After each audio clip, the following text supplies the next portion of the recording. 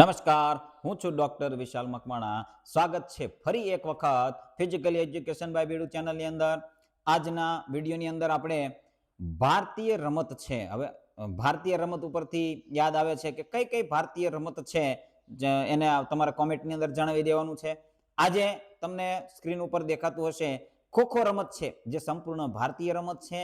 એની શોધ પણ ભારતમાં થઈ છે એવું માનવામાં આવે છે અને ભારતની અંદર એની શોધ થઈ છે. તો ભારતીય રમત છે, જો ભારતીય દરેક રમત તમને ભારતીય છે એ જોવા મળશે ને એની અંદર સાધનોનો ઉપયોગ ઓછો થતો હશે, ખર્ચ ઓછો થતો હશે, ઓછા ખર્ચે ઓછા સાધનોથી ઓછા નાનકડા એવા મેદાનની અંદર તમને એ રમત જોવા મળતી હોય છે. તો એવી જ રમત ખોખોની આપણે ચર્ચા કરવાના છીએ.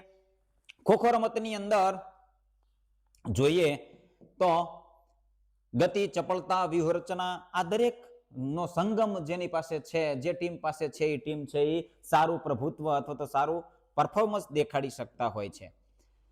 એક પ્રાચીન પરંપરા એના રક્ષણ અને આક્રમણનો ખેલ આ રમતની અંદર આપણને જોવા મળે છે. કઈ રીતે? તો ચલો આ પેલા 5-5 છે. તો ચપળતાની અંદર જોઈએ છે, નમનીયતાની જરૂર પડે છે, ઝડપની જરૂર પડે છે, સાથે સાથે તાકાતની અને સહન શક્તિની સૌથી વધારે જરૂર પડે છે. ભારતની સૌથી પ્રાચીન રમતોમાંની એક રમત જે સંપૂર્ણપણે રક્ષણ અને આક્રમણ એટલે કે એટેક, પ્રતિ આક્રમણ એટલે કે કાઉન્ટર એટેકના પાયા પર રચાયેલી રમત છે. ખોખો રમત છે એ હાલ છે એ આખા ભારતની અંદર તમને જોવા મળે છે. કોઈ પણ નાની સ્કૂલ હશે તો ત્યાં પણ ખોખો રમત છે એ જોવા મળતી હોય છે. તો એની અંદર શું આવે છે? તો રક્ષણ એટલે કે ડિફેન્સ કરવાનું પણ આવે છે. હવે આધુનિક, જો આ ખોખોની રમતની ચર્ચા કરીએ છીએ તો આધુનિક જે ખોખો છે એને પણ તમારે જોવી જોઈએ. હમણાં જે રમત ઉત્સવ આખો ખોખોનો કપ યોજાણો હતો, ટુર્નામેન્ટ યોજાઈ હતી, તો એની અંદર હવે અત્યારે આ નિયમો અને એની અંદર નિયમોમાં ઘણો બધો તફાવત જોવા મળે છે. આ રમત આપણે જે ચર્ચા કરવાના છે પાઠ્યપુસ્તક આધારિત, આપણે જો કે એને જ યાદ રાખવાની છે, છતાં પરંતુ એ આપણને માહિતી હોવી જોઈએ. શારીરિક શિક્ષણ એક શિક્ષક તરીકે આપણી પાસે એ માહિતી હોવી જોઈએ કે એની અંદર આની અંદર છે 9 ખેલાડીઓ રમતા હોય છે. એક ટીમની અંદર રમનાર ખેલાડીઓ કેટલા હોય છે? 9 હોય છે. એની અંદર તો કે 7 ખેલાડીઓ હોય છે અને એ 7 માંથી પાછો એક વજીર હોય છે જે ટીમ જે એટેક કરે છે. શું કરે છે? એટેક કરે છે. તો એ એટેકરની અંદર એક વજીર તરીકે એક ખેલાડી હોય છે અને એ શું છે કે રમતની અંદર ગમે એ દિશામાં એ ફરી શકે છે અને આઉટ કરી શકે છે. જો આ રમત છે એ સતત બદલાતી જાય છે અને ભવિષ્યની અંદર ઓલિમ્પિકની અંદર પણ આનો સમાવેશ થશે આવો આપણે જોઈ શકીએ. કારણ કે ઘણા બધા નિયમોની અંદર બદલાવ આવ્યા છે, ઘણા બધા દેશો વચ્ચે આ સ્પર્ધાઓ યોજાવા લાગી છે અને ભાગ લેતા થયા છે. તો હવે ભારતમાં વ્યાપ અને આ રમતની જે અનુકૂળતા છે, તો સરળ અને જોખમ વગરની રમત છે. આની અંદર કોઈ પણ પ્રકારનું જોખમ છે નહીં, સરળ રમત છે, નિયમો સરળ છે, સાધનોની વધારે જરૂર નથી, અત્યંત ઓછા સાધનોની જરૂરિયાત છે. મેદાન આઉટડોર ઇન્ડોર બંને રાખી શકો છો, ઇન્ડોર પણ રમી શકો છો અને આઉટડોર પણ રમી શકો છો. અને રાત્રિ પ્રકાશમાં રમવા માટે અનુકૂળ, રાત્રિ પ્રકાશમાં રમવા માટે પણ અનુકૂળ છે આ રમત. કોઈ પણ પ્રકારનું એની અંદર વિઘ્ન આવતું નથી. ગુજરાત, મહારાષ્ટ્ર અને મધ્યપ્રદેશની અંદર આ શરૂઆતની અંદર આનું જે રમત છે, આનો વ્યાપ છે એ શરૂઆતમાં ક્યાં હતો? ગુજરાતની અંદર. ગુજરાતમાં ખાસ કરીને બરોડા, એની અંદર મહારાષ્ટ્ર અને મધ્યપ્રદેશ આ જે રાજ્યો છે એની અંદર વધારે ઝડપી અને વધારે વિકાસ થયો હતો આ રમતનો. સંચાલન સંસ્થા તો amateur kho kho federation of India જે છે એ આખી ખોખોનું સંચાલન કરે. Amateur kho kho federation of India. ખોખોની ટુર્નામેન્ટ કરવાની હોય, ખોખો રમતના રૂલ્સ બનાવવાના હોય, એની અંદર ફેરફાર કરવાના હોય, તો એને કોણ દેખરેખ રાખે છે? તેનું amateur kho kho federation of India. તો આ ખાસ ધ્યાન રાખવાનું છે. સંચાલન સંસ્થા ખોખોની રમતનું પૂરેપૂરું ફેડરેશન છે એની સંચાલન કરે છે, જે દરેક રાજ્યના ફેડરેશન હોય એની સંચાલન કરે છે. ચાલો, તો હવે આની અંદર જે આવે છે એ ટીમનું માળખું કઈ રીતે હોય છે અને એની અંદર સાધન સામગ્રી કઈ કઈ જરૂરી છે. તો અહીંયા પહેલા ટીમ જોઈ લઈએ. 1 2 3 4 5 6 7 8 ને 9 ખેલાડીઓ છે એ અંદર રમે છે, એટલે કે રમનાર ખેલાડી તરીકે હોય છે. અને 10 11 અને કુલ કેટલા ખેલાડીઓ હોય છે? 12 હોય છે. 3 ખેલાડી જે છે એ શું કહેવાય છે? એને અવેજી ખેલાડી કહેવાય છે. અવેજી. અવેજી ખેલાડી કહેવાય છે, એને બદલી શકાય છે. ચાલો, તો 3 અવેજી 9 રમનાર, કુલ કેટલા? 12 ખેલાડીઓ. હવે આ રમતની અંદર સાધનો કયા કયા? તો જો સૌથી મહત્વના સાધનો તો લાકડાના 2 ખૂંટ જેને પોલ પણ કહી શકાય. અંગ્રેજી અંદર શું કહેવાય? અંગ્રેજીની અંદર પોલ. લાકડાના 2 ખૂંટની જરૂર પડે છે. મેજર ટેપ માપપટ્ટી જોઈએ છે. સ્ટોપવોચ અટક ઘડી જોઈએ છે. વિસલ જોઈએ છે. ચૂનો જોઈએ છે. અને સ્કોરબોર્ડ એટલે કે અથવા તો સ્કોર શીટ, અને એની સાથે સાથે શું જોઈએ છે? કાર્ડ જોઈએ છે. વિવિધ કાર્ડ છે જે રૂલ્સ પ્રમાણે ગુનો કરનાર અથવા તો કૃત્ય એવું કરનારને કાર્ડ આપવામાં આવતા હોય છે. ગ્રીન, યલો છે, રેડ છે. દરેક રમતની અંદર, મોટાભાગની રમતોની અંદર જેની અંદર પર્સનલી બંને ટીમના ખેલાડીઓ એટેચ થતા હોય એની અંદર આ પ્રકારના કાર્ડ આવતા હોય છે. ખોખો મેદાનના ટેકનિકલ માપ. તો ટેકનિકલ માપ શું છે? તો અંતરેખા, ખૂંટ, આ ખૂંટ છે અને આ અંતરેખા છે. હવે આખું મેદાન છે એ આવી રીતે તમને જોવા મળે છે. આ દરેક ગલી છે એ પૂરેપૂરી હોય છે, પૂરેપૂરી ગલી હોય છે આવી રીતે. ચાલો, હવે જે આપણે ખાસ યાદ રાખવાનું છે, આ જે છે એ કોષ્ટક છે યાદ રાખવાનું, કારણ કે એની અંદરથી આપણને પ્રશ્નો પૂછાઈ શકે છે. અંતરેખા એટલે કે એન્ડ લાઇન 16 મીટરની હોય છે. જુનિયર અને સિનિયર માટે કેટલા મીટરની અંતરેખા હોય છે? આ અંતરેખા છે એ કેટલા મીટરની હોય છે? 16 મીટરની હોય છે. કેટલા મીટરની? 16 મીટરની. અને સબ જુનિયર માટે કેટલા મીટરની? 14 મીટરની હોય છે. આ બાજુ એની લખી દઈએ આપણે 14 મીટર સબ જુનિયર માટે, બરોબર. ત્યાર પછી બાજુ રેખાનું માપ શું હોય છે? તો 27 મીટર હોય છે. જુનિયર અને સિનિયર માટે કેટલી હોય છે? આ છે 27 મીટર. અને સબ જુનિયર માટે 14 મીટર આ લાઈન છે એ હોય છે. કેટલી હોય છે? 23 મીટર. કેટલી હોય છે? 23 મીટર હોય છે. 23 મીટર લંબાઈ હોય છે. પહોળાઈ કેટલી હોય છે? 14 મીટર. સબ જુનિયર અને જુનિયર અને સિનિયર આ માપ છે જો દરેક યાદ રાખવાના છે. આંકડાકીય માહિતીમાંથી પ્રશ્નો પૂછાઈ શકતા હોય છે અને એની અંદર કન્ફ્યુઝ થતા હોઈએ છીએ. સિનિયરનું માપ આપણને આ 16 મીટર છે અને 27 મીટર છે એ સિનિયર તરીકે યાદ રાખી લઈએ, તો જુનિયરનું પૂછી લે તો એનું પણ એ જ માપ આવે છે. એની અંદર આપણે ભૂલો કરી બેસતા હોઈએ છીએ. 2 ફૂટ વચ્ચેનું અંતર એટલે 1 ફૂટથી 2 ફૂટ વચ્ચેનું અંતર. આ પાછળનો જે એરિયો છે એને શું કહેવાય છે? મુક્ત પ્રદેશ કહેવાય છે.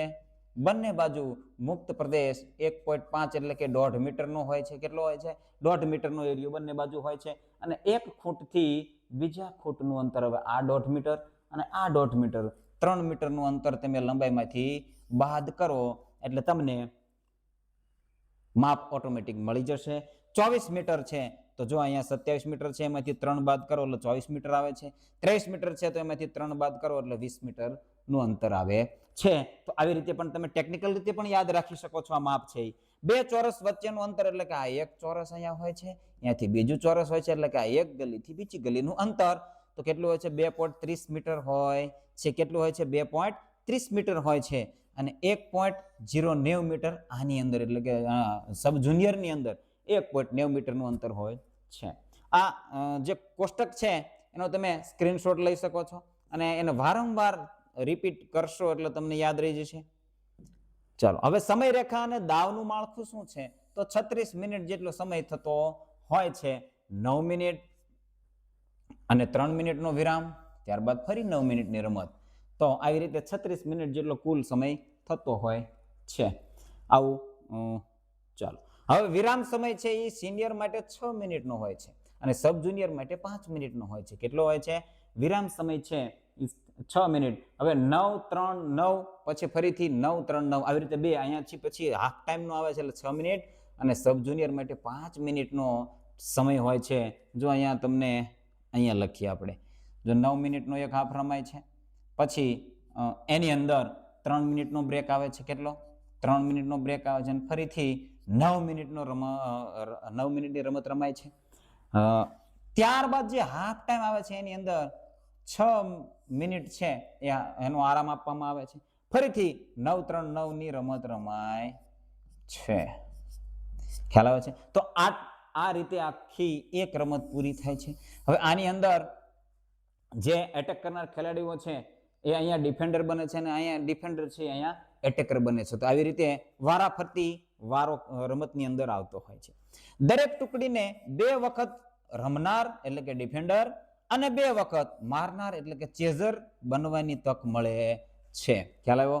2 વખત ડિફેન્ડર રમવાનું છે એટલે કે ડિફેન્સ કરવાનું છે, ડિફેન્ડર તરીકે કાર્ય કરવાનું છે, અને મારનાર એટલે કે ચેઝર તરીકે કામ કરવાનું છે.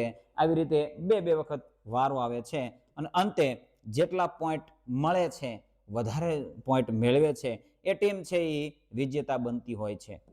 રમતની શરૂઆત અને પાયાની બેઠક વ્યવસ્થા કેવી રીતે હોય છે? તો રમતની શરૂઆત સિક્કા ઉછાળથી કરવામાં આવે છે અને વિજેતા પક્ષ એટલે રમનાર કે મારનાર એટેક કે ચેઝ પસંદ કરે છે આની અંદર, અને એ પસંદગી કર્યા બાદ રમત શરૂ થાય છે. 8 ખેલાડીઓ ચોરસમાં વિરુદ્ધ મોઢે બેસે છે, એટલે કે એક આ બાજુ મુખ રાખશે, એક આ બાજુ રાખશે. આવી રીતે કેટલા ખેલાડીઓ બેસે છે?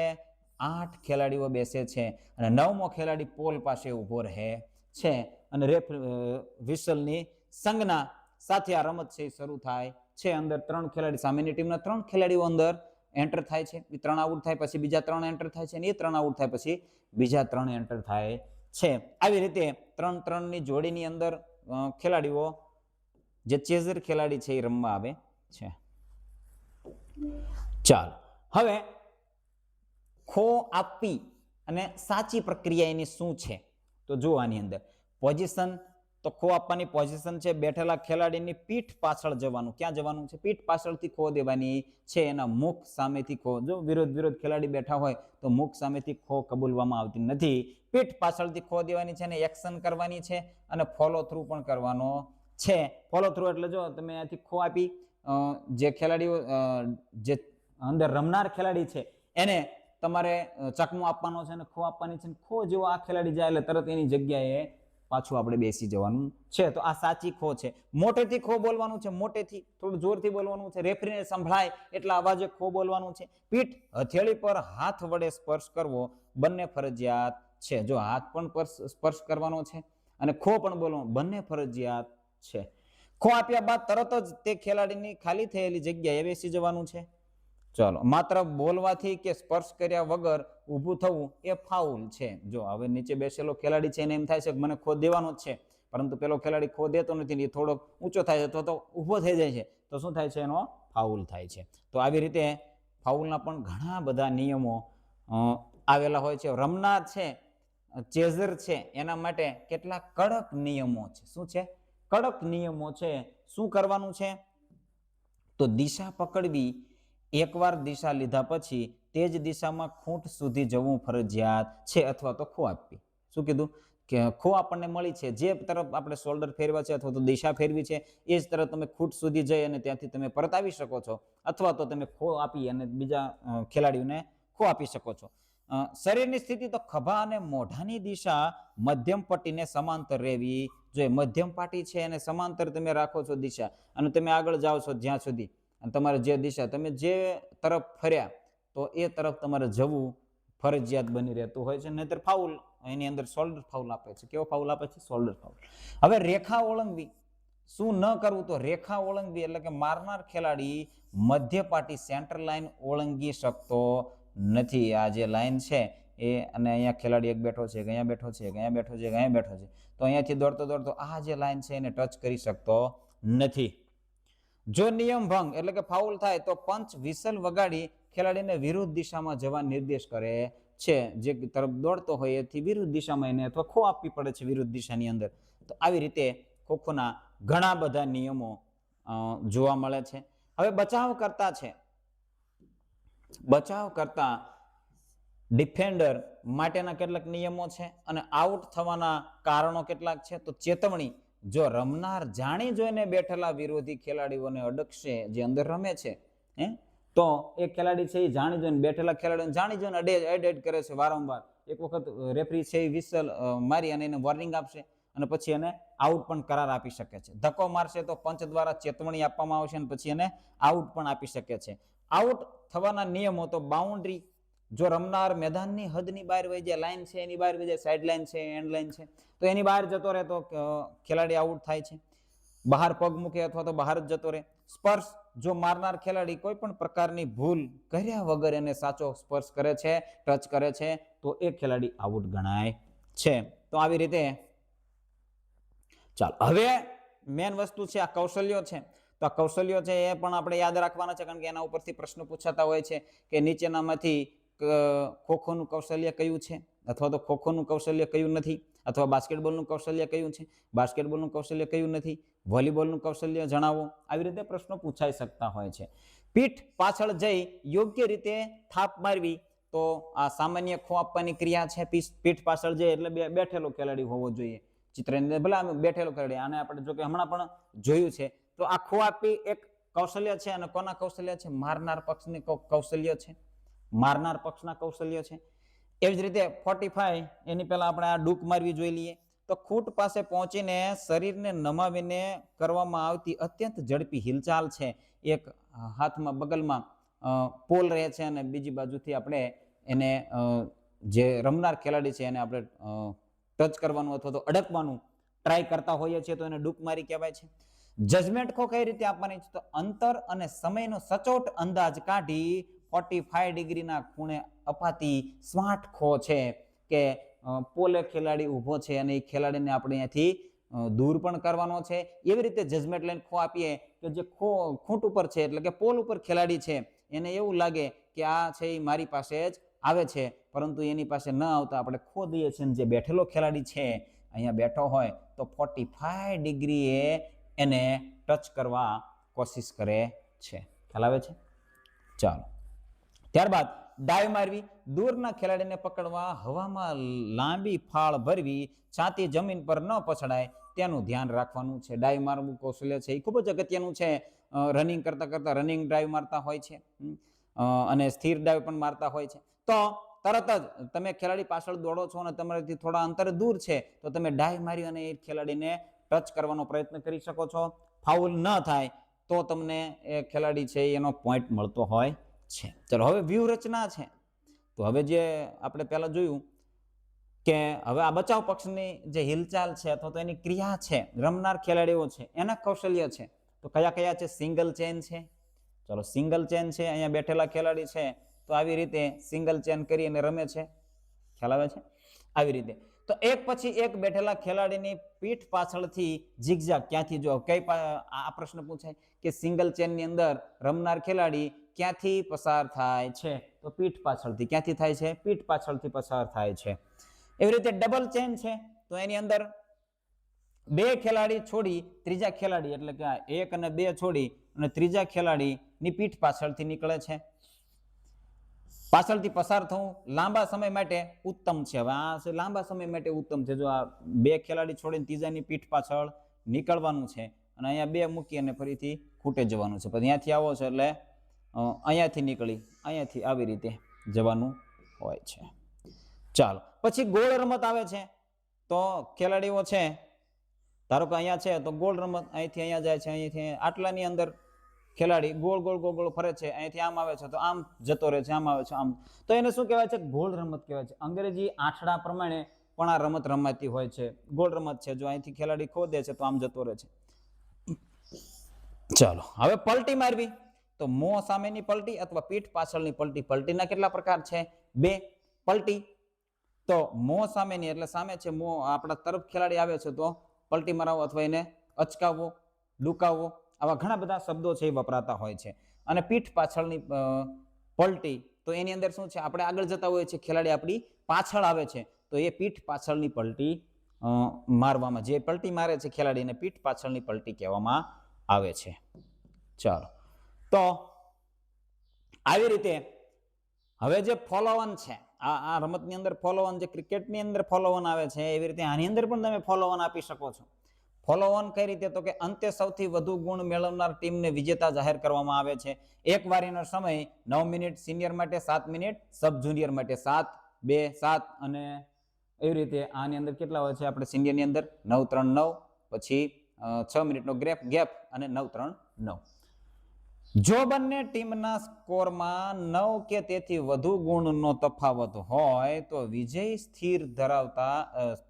સ્થિતિ ધરાવતો પક્ષ છે એ સામેની ટીમને સળંગ બીજી વાર દાવ લેવા માટે રમાડી શકે છે. જો કેટલા કીધા? આ યાદ રાખવાનું છે. 9, એક હાફ રમાઈ જાય છે. 9, 3, 9, 9, પછી 3, અને 9 નો એક આખો હાફ રમાઈ જાય છે. ત્યાર પછી એવું જણાય કે 9 નો ગેપ છે. કેટલા પોઈન્ટનો ગેપ છે? 9 પોઈન્ટનો ગેપ છે. તો ફોલો ઓન સામેની ટીમ છે એ ફોલો ઓન આપી શકે છે અને જે કે ટીમ છે એને ફરીથી દાવ લેવા માટે આમંત્રિત કરી શકે છે અને રમાડી શકે છે. તો 9 ના ગેપ, ખાસ આંકડો યાદ રાખવાનો છે. પ્રશ્ન પૂછાઈ શકે કે કેટલા ખેલાડીઓનો ગેપ હોય તો કેટલા પોઈન્ટનો ગેપ હોય તો ફોલો ઓન મળે છે, તો 9. ચાલો, હવે ચેમ્પિયન છે. ચેમ્પિયન બનવા માટે સફળતાના કેટલાક સૂત્રો છે. આ ખોખોની રમતની અંદર તમારે સફળ થવું છે તો સાથ સહકાર જોઈશે બધાનો. ખેલાડીઓ વચ્ચે સંપૂર્ણ સંકલન અને અરસપરસ સમજણ હોવી જોઈએ. ઈશારાની અંદર કામ થઈ જવું જોઈએ. એકાગ્રતા હોવી જોઈએ. સેકન્ડના ભાગમાં સાચો અને ઝડપી નિર્ણય લેવાની શક્તિ હોવી જોઈએ. ખેલદિલીની ભાવના પણ આની અંદર હોવી જોઈએ. નિયમોનું પાલન અને રમત પ્રત્યેનો આદર હોવો જોઈએ. ખેલદિલીની ભાવના હોવી જોઈએ. લગાવ હોવો જોઈએ. સાથ સહકાર, ખેલાડીઓ વચ્ચેનું સંપૂર્ણ સંકલન, અરસપરસ સમજણ હોવી જોઈએ. શારીરિક ક્ષમતા, સતત મહાવરા અને અતૂટ સ્ટેમિના હોવો જોઈએ. સતત મહાવરો કરતા હોય એની અંદર સતત અતૂટ સ્ટેમિના છે એ પણ આવતો હોય છે. એની કૌશલ્યની અંદર સુધારો આવતો હોય છે અને સાથે સાથે એની અંદર શક્તિ, સ્ટ્રેન્થ, સહન શક્તિ, આ પાવર, આ દરેક છે એ ડેવલપ થતા હોય છે. તો આજના વિડીયોની અંદર બસ આટલું જ. બન્યા રહેજો આ ચેનલની અંદર. આ ચેનલ છે એ શારીરિક શિક્ષણની કોઈ પણ એક્ઝામ માટે ઉપયોગી થવાની છે. અત્યારે છે આજના આ લેક્ચરની અંદર આપણે ધોરણ 12નું જે 14મું પ્રકરણ છે એને પૂર્ણ કર્યું છે. હવે એક પ્રકરણ છે એ બાકી રહેશે આપણી માટે અને એ 15મું પ્રકરણ છે અને એને પૂરું કરશું એટલે આપણે સંપૂર્ણ સિલેબસ 11 અને 12 ટાટ હાયર સેકન્ડરીની પ્રિલિમ માટેનો સિલેબસ છે આપણે પૂર્ણ કરી દેશું. તો જય હિન્દ, જય ભારત. જોડાયેલા રહેજો આ ચેનલની અંદર. જય હિન્દ.